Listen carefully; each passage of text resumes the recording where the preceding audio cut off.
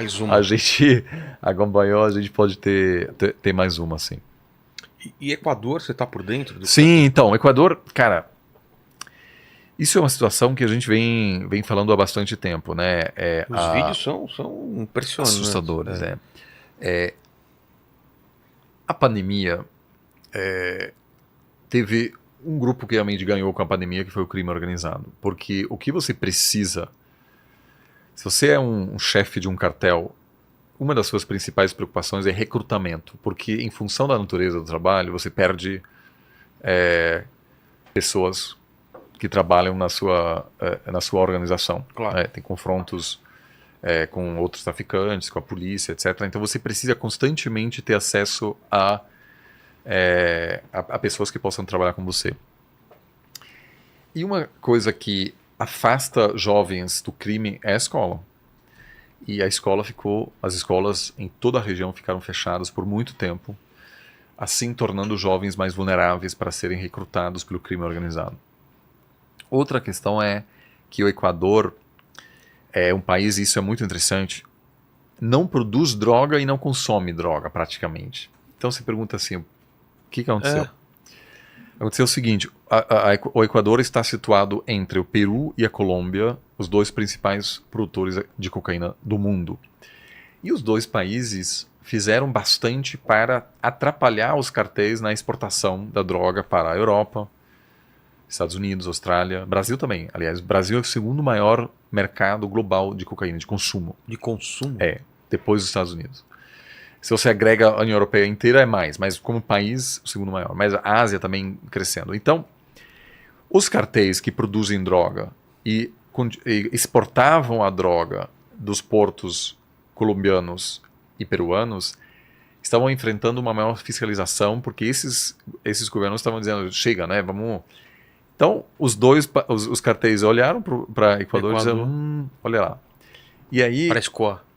Exato. Ou seja, é um país, passa a cocaína por lá, só que, como tem poucos portos, você tem vários cartéis brigando pelo acesso para poder exportar cocaína para vários lugares ao redor do mundo. E tem outra questão. O Equador usa o dólar. Então, para lavagem de dinheiro, é muito mais atraente para o traficante para ter acesso à moeda americana, que ele consegue, vamos dizer, ele consegue lavar mais facilmente do que se você está com a moeda colombiana ou peruana. Além disso, o ex-presidente do Equador, o Rafael Correa, que era um cara muito anti-americano, para satisfazer assim, esse clima anti-americano, ele encerrou a cooperação militar com os Estados Unidos. Tudo bem, assim, eu não estou assim, mas um dos impactos disso foi que os Estados Unidos deixou de apoiar as forças armadas equatorianas no combate contra os cartéis.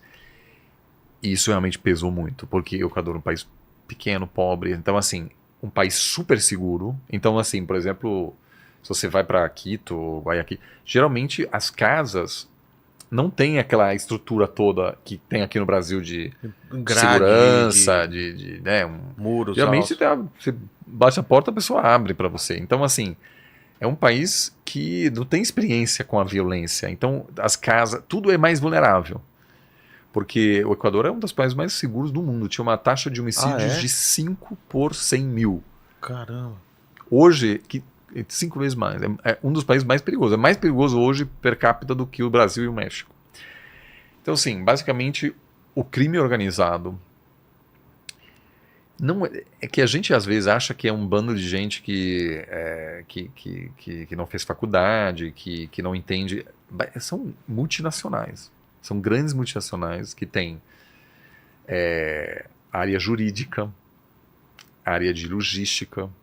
Tem gente que fala 5 idiomas porque tem que negociar com a máfia albanesa, tem que falar com os italianos, com os alemães, com grupos dos Estados Unidos. São multinacionais super sofisticados que precisam, que tem gente você tem que pagar gente nas Forças Armadas, no Judiciário, na polícia, você tem que pagar políticos, você tem que pagar a segurança nos portos, você tem que entender legislação internacional dos mares, você tem que entender quais são as rotas onde há menos risco de fiscalização, você tem que comprar arma. Ou seja, é um negócio super complexo. E as pessoas que trabalham nesses grupos, Sinaloa, do México, são pessoas que ganham rios de dinheiro e muitas vezes não são pessoas assim, o cara que vive, que morre aos 35, são executivos, grandes executivos que operam esses multinacionais e que pensam estrategicamente.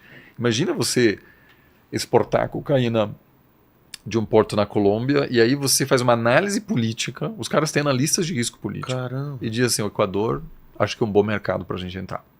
E foi isso que aconteceu. Só que muitos cartéis entraram. E o grande problema de um cartel, tem um livro maravilhoso, que infelizmente não tem uma tradução para o português, que é um livro escrito como se fosse um manual de gestão, só que para cartéis. E se chama How to Run a Drug Cartel. É basicamente como gerir um cartel de drogas. E o estilo do livro é como se fosse um livro de gestão. Né? Meio que de universidade. É escrito por um jornalista britânico que passou muitos anos cobrindo cartéis e como operam no México. E tem lá uma coisa muito engraçada que é que você tem que garantir que o país mantenha uma grande população carcerária, por incrível que pareça. Porque é lá que você contrata os jovens. Porque o cara, se você entra numa prisão brasileira, equatoriana, você não tem direito a nada, a comida, você não. Então, assim, a situação é tão precária que você entra, a primeira coisa que eles te perguntam é: você faz parte de qual facção? Então, muitas pessoas entram na prisão sem relação ao tráfico, com o tráfico, mas são recrutados lá dentro não porque eles querem entrar no crime organizado, mas porque eles querem ter um lugar para dormir, eles querem comer, tomar banho. E a única forma de garantir que você tem acesso a direitos básicos no sistema carcerário, na vasta maioria dos países latino-americanos, é fazer parte de uma facção. Que se você sair da prisão, você vai ter que trabalhar com eles, mas te oferecem serviços muito concretos. Ou seja, não é assim, é uma coisa muito sofisticada. O PCC, por exemplo, no Brasil, faz um acordo com a família, então se você faz parte do PCC e morre, o PCC paga teu funeral, cuida da situação financeira da família, é tudo um sistema. Então, o pesadelo desses cartéis seria prisões que respeitam os direitos humanos dos prisioneiros. Porque se você entra numa prisão onde todos esses direitos básicos, né, você também não vai... Mas onde você tem acesso à comida, segurança física, direito a um banheiro. E alguém pergunta, e aí, PCC ou você precisa... Cara, não tô por fora, não preciso. Porque tem aqui no meu lugarzinho, eu vou ter que esperar aqui até eu sair da prisão, mas não preciso. Então, o crime organizado precisa de um sistema carcerário ruim, porque assim contrata as pessoas que não têm outra escolha. E o Equador não investiu o suficiente no seu sistema carcerário. Então, o sistema lá é terrível. Você entra na prisão, se você não fizer parte de uma facção, você tem que dormir de pé. Caramba. Então, o que você vai fazer? Até qualquer um de nós entra na prisão, claro que você tem que sobreviver, entendeu? Então, assim, você vai fazer parte desses grupos. E eles escrevem que muitas vezes os cartéis financiam políticos que defendem punições severas para pequenas infrações para garantir a galera entrar na prisão para recrutar. Então, assim, tem toda uma... E o Equador, tendo pouca experiência com isso, virou aí um caso fácil para esses caras tomarem, e agora a situação está muito complicada. Por quê? Um dos candidatos a presidente disse, se eu for eleito, eu vou combater o tráfico para valer, e aqui são os passos concretos. O que o crime fez? Matou o cara. Matou o cara durante a campanha Vila Vivencio. E aí ganhou, obviamente, em função disso, o cara que ganhou falou, olha, eu vou fazer o mesmo, porque daí a população reagiu e dizendo, cara, a gente precisa realmente agora partir para cima. E aí o Noboa, um cara jovem, articulou uma série de medidas, inclusive a construção de vários prisões mais isolados, onde o crime não pode operar. Inclusive teve umas ideias não muito viáveis de colocar prisioneiros em alto mar, em navios, para dificultar a comunicação. Tudo isso a maioria dessas coisas já foi tentado.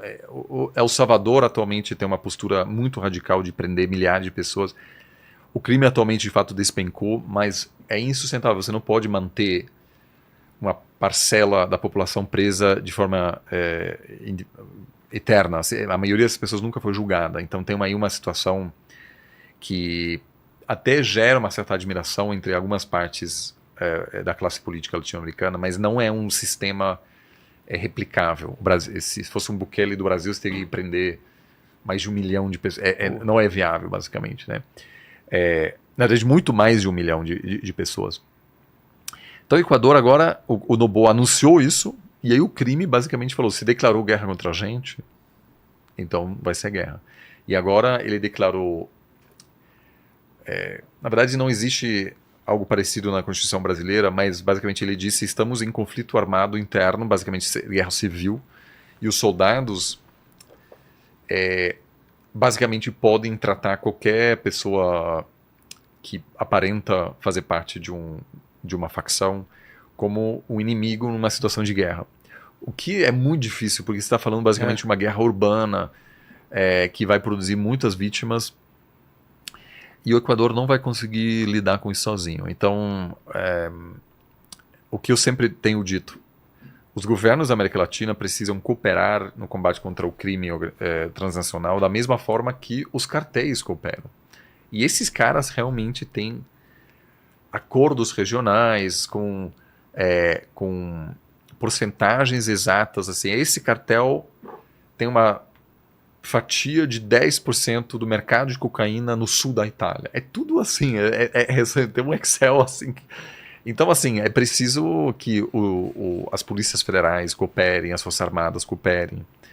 Segurança de fronteiras é um problema gravíssimo no Brasil. O Brasil tem problemas de garantia, controlar as fronteiras com vários países da região. Então, é muito preocupante, porque eu acho que o caso equatoriano pode ser algo que se replique em outros lugares. A gente tem uma explosão de violência em Costa Rica. Cara, Costa Rica era assim a Suíça da América Latina. Essa é uma pior a situação de segurança no Uruguai. Costa Rica eu tive lá há um tempo. Quando foi? Putz, fui antes de casar, cara. Fui surfar lá com o pessoal. Maravilhoso, né? Super, assim...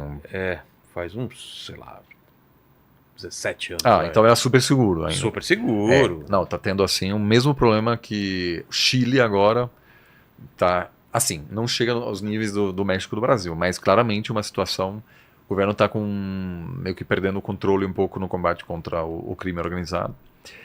Então isso, eu falei assim, a gente não tem problema geopolítico, mas isso, eu acho que assim, a maior ameaça hoje a estabilidade, assim, de forma mais ampla, e a maior ameaça estratégica hoje para todos os países latino-americanos é o crime organizado. E eu acho que eu mencionei isso aqui antes. Eu participei de um projeto de história oral com ex-presidentes latino-americanos. Então a gente entrevistou um monte, assim, no Equador, Paraguai, Colômbia, chanceleres, ou seja, ministros das relações exteriores e ex-presidentes. E eu perguntei um ex-presidente paraguaio que teve no poder no fim dos anos 90, eu falei assim, o que mudou na política paraguaia desde os anos 90? E o cara falou assim, antigamente os narcos pagavam a gente, hoje os narcos se candidatam. Ou seja, o cara não está pagando mais político, o cara garante uma presença deles dentro de parlamentos, e não só nacionais, municipais. Então, é muito difícil, porque o governo, por exemplo, quer lidar com o tema de segurança de fronteiras. Mas nos municípios, tem gente eleita lá do crime organizado. Que não quer que mude, né? Não quer que mude, entendeu? Então, assim, é uma ameaça à democracia, é uma ameaça à segurança nacional, e é um assunto que evoca muita paixão, e onde é muito simples cair numa proposta fácil. Por exemplo, o cara agora manda as Forças Armadas. Se eu sou do crime e eu nunca mexi com os generais, as Forças Armadas, porque eu só tive que corromper o judiciário, talvez a polícia, e todos os portos, aeroportos e tal. E agora eles mandam as Forças Armadas. Então a primeira coisa que eu faço é corromper, é comprar generais, basicamente, coronéis, etc. Então isso aconteceu no México. O México militarizou a resposta ao crime organizado. E duas coisas aconteceram. Os cartéis entraram nas Forças Armadas e, às vezes, literalmente, botaram o soldado jovem para virar, para crescer no comando. O cara que Já tinha 15 anos O depois... Estado treina ele e ele vai utilizar isso Exato. no Isso, tráfico. e além disso, os caras adquiriram armas para competir com as Forças Armadas. Então você hoje tem grandes cartéis que estão numa situação de Rivalizar. rivalizar militarmente com as Forças Armadas do Nossa. México. Então, assim, e não melhorou.